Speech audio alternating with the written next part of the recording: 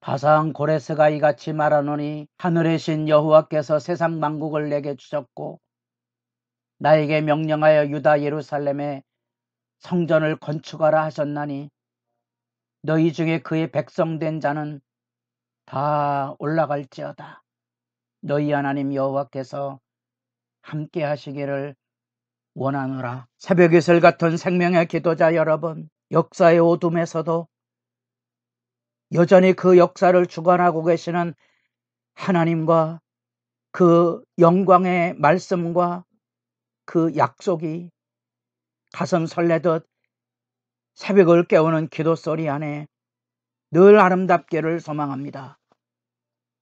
오늘 우리가 읽어갈 하나님의 말씀은 역대기의 마지막 36장 고레스 칙령으로 주의 말씀을 매듭하는 장을 읽어가게 됩니다. 36장에는 아주 어지럽지만 우리가 어제 살펴본 대로 요시야 왕의 덧없는 죽음이 가슴 아프게 다가올 때에 기본적으로 요시야의 죽음으로 인하여 덜컥 여호아스 일반적으로 둘째 아들로 보여집니다. 여아하스가 왕이 돼서 17번째 유다의 왕으로 서서 왕위를 이어가지만 애국과의 관계를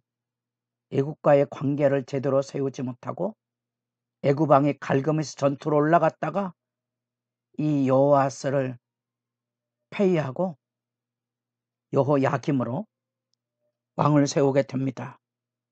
이 왕은 이제 애굽으로 포로로 끌려가 비참한 죽음에 떨어지게 되고요. 그 다음에 바벨론 세력이 이제 흥왕해서 이 여호야김을 폐위하고 여호야긴을 세웁니다. 이 여호야긴도 포로로 끌려갑니다.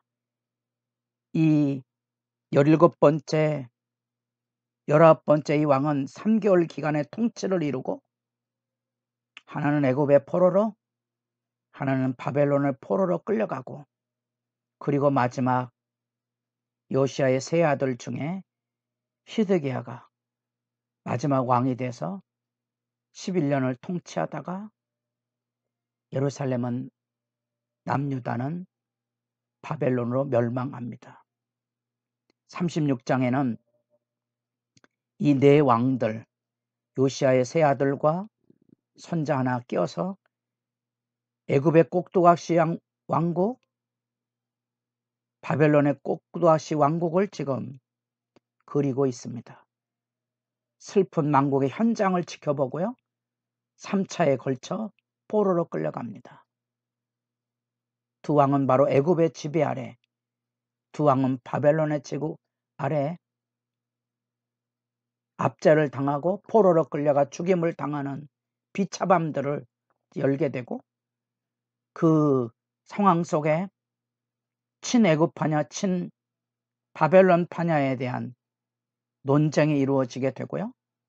그 가운데 외롭게 울부짖었던 예레미야의 말씀은 어느 편에도 들려지지 않습니다.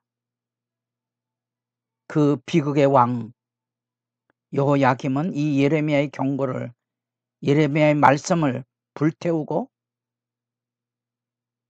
결국 끝내 바벨론의 포위 속에 죽음을 예고한 대로 예레미야는 그의 죽음을 비참한 죽음으로 예고했지만 역사의 기록에는 나와 있지 않습니다. 그리고 그 포위된 속에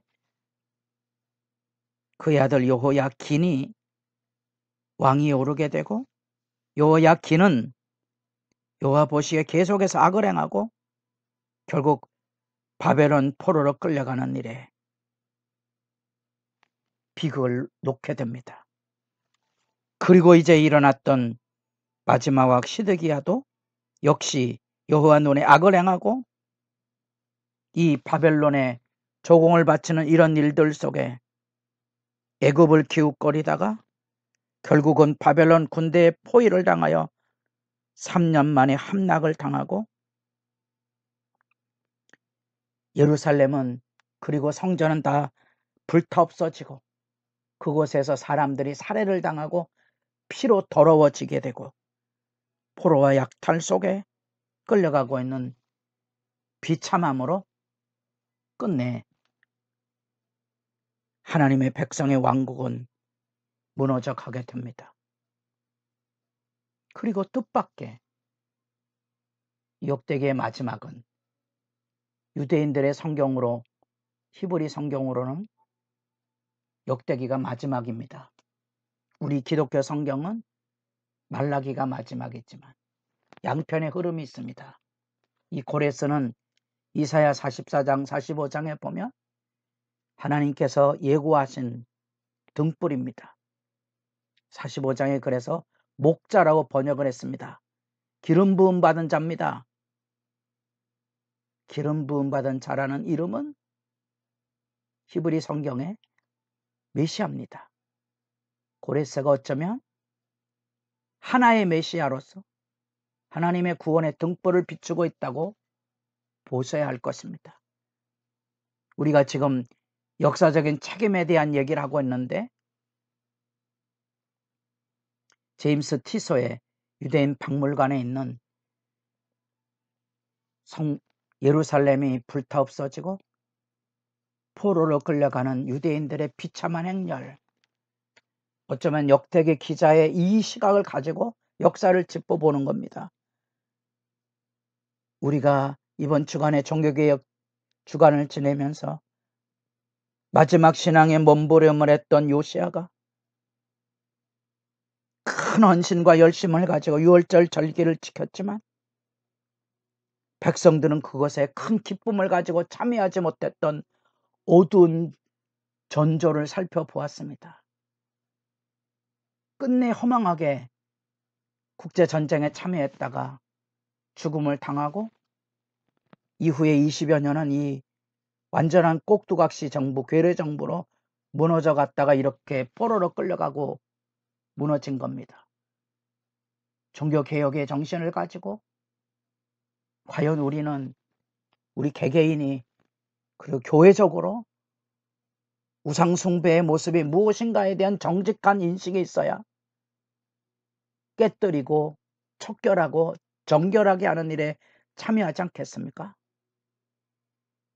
이런 애국과 바벨론의 외교 난맥상에 흔들리고 있는 모습은 오늘 대한민국의 운명이 미국과 중국 사이에 흔들리고 있는 운명과 오버랩이 돼서 가슴 아프게 나라를 위해서도 울부짖게 하는 장면이고요.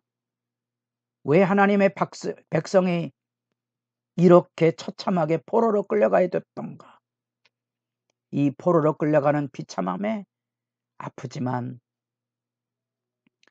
하나님이 계신 성전도 여호와의 언약궤도 파괴되고 성전의 기명은 바벨론 신의 좀 속된 표현으로 개박굿으로 쓰여지고 있고 우리 하나님이 바로 거기에 하나님 여호와라는 신이 그 바벨론 신전에 개처럼 엎드려 있는 그런 역사적인 수치를 생각할 수 있어야만 이 역대기 기자가 부르짖는 역사의 몰락이 가슴 아프게 다가오게 됩니다.